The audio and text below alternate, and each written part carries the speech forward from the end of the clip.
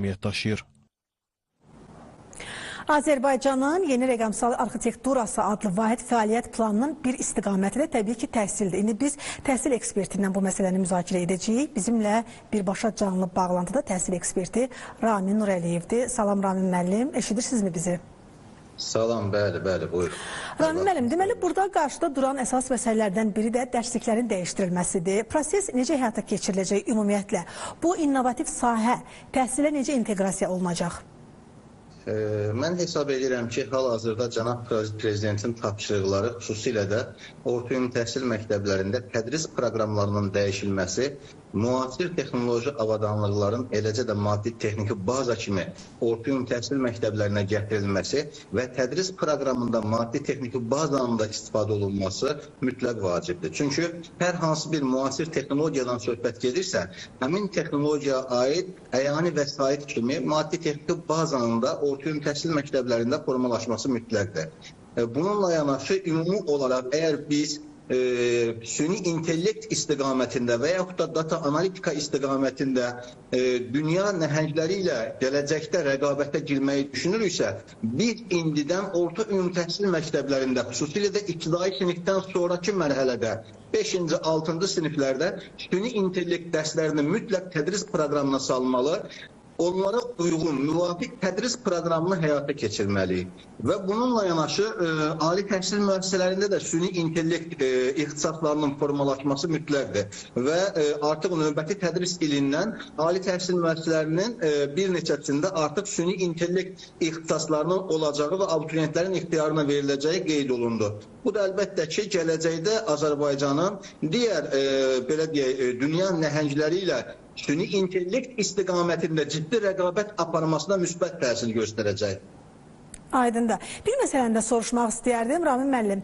Burada kadr hazırlığı da vacib məsələlərdən biridir. Bu istiqamətdə hansı işlər görülür? Məsələn, həm Azərbaycanda fəaliyyət göstərən ali məktəblərdə, eyni zamanda da dövlət xətti ilə xaricə göndərilən tələbələrin bu ixtisasa yiyələnməsi qane edicidirmi? Sizcə, konkret olaraq tələbələr bu istiqamətdə maariflənə bilirmi? Bu suala istəyərdim cavab verəsiniz.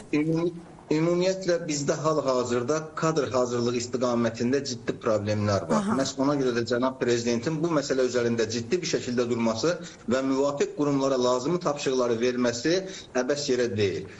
Ali təhsil müəssisələri bildiyiniz kimi kadr hazırlığı istiqamətində ölkə üçün əmək bazarına lazımi kadrların verilməsinə əsas, belə deyək, təhsil müəssisəsi kimi diqqət mərkəzindədir. Amma çox təəssüflər olsun ki, bugün bizim ali təhsil müəssisələrində kadr hazırlığı, peşəkarcasına kadr hazırlığında ciddi nöqsanlar və boşluqlar var.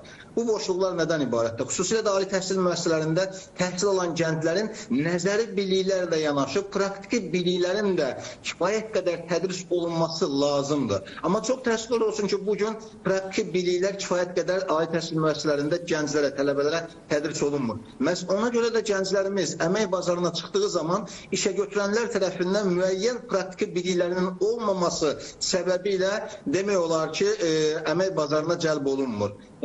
Bu da əlbəttə ki, ali təhsil müəssisələrində nəzəri biliklər ilə yanaşı, praktiki biliklərin də tələbələrə kifayət qədər ötürülməməsindən irəli gəlir. Hal-hazırda bizdə mən düşünürəm ki, xüsusilə də mühəndislik ixtisaslarında və bir çox ixtisaslarda və ən əsası da kompüter yönümlü sahələrdə mütləq praktiki biliklərin genişləndirməli, nəzəri biliklərlə yanaşı, praktiki biliklərin də aşılanmasına xüsusi diqqət yetirməli. Baxın, bizim hal-hazırda ali təhsil müəssisəsində 8 semestr var. 4 tədris ilinin 8 semestrinin sadəcə bir semestri praktikaya, yəni təcrübəyə həsr olunur. Amma biz beynəlxalq təcrübəyə baxdığımız təqdirdə, beynəlxalq təcrübədə hardasa tədris müddətinin 1/3-i praktikaya həsr olunur. Və xüsusilə də mühəndislik ixtisaslarında, kompüter yönümlü ixtisaslarda praktiki biliklərə daha çox ehtiyac var. Maddi texniki baza ilə işləmə qabiliyyətinə malik olan kadrlar formalaşdırmaq istəyirsə, onların nəzəri biliklərlə yanaşı praktikasına ciddi belə deyək, üstünlük verməli və ali təhsil müəssisəsinin rəhbərləri cənab prezidentin bu tapşırığından nəticə çıxararaq əgər əmək bazarına kifayət qədər potensiallı kadr formalaşdırmaq istəyirlərsə, praktiki biliklərə üstünlük verməlidirlər. Aydın oldu. Çox sağ olun. Təşəkkür edirik sizə. Qeyd edək ki, orta gündə birbaşa bağlantıda təhsil eksperti Ramin Nurəliyev idi.